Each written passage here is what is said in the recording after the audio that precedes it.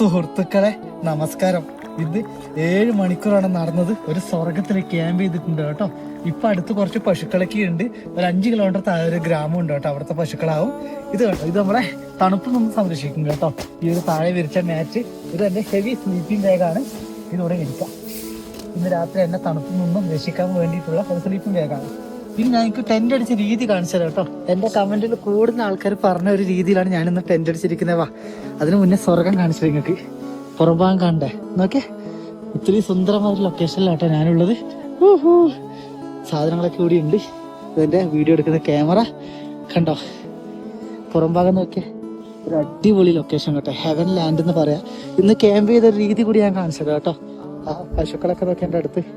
അതായത് എൻ്റെ മെയിൻ ടെന്റിന്റെ മുകളിലായിട്ട് ചെറിയ ടെന്റ് ഫിറ്റ് ചെയ്യുവാണ് കേട്ടോ ഞാൻ ചെയ്ത. കണ്ട എൻ്റെ കുക്കിംഗ് ടെന്റ് ഞാൻ മുകളിൽ വെച്ചു. കാരണം ഹെവി വിൻഡാണ്, കുക്ക് ചെയ്യേണ്ടതല്ലേ. ഇതാണ് കേട്ടോ ലൊക്കേഷൻ.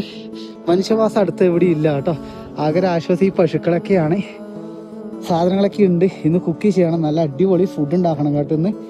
ഇതാട്ടോ ഇങ്ങനെയാണ് കേട്ടോ ടെന്റുള്ളത്. അതായത് പുറത്തുനിന്ന് കുക്ക് ചെയ്യാൻ കുറച്ച് എളുപ്പമായിരിക്കും. ഇന്ന് ഇരുന്ന് സുഖമായിട്ട് സമാധാനത്തോടെ കുക്ക് ചെയ്യുക.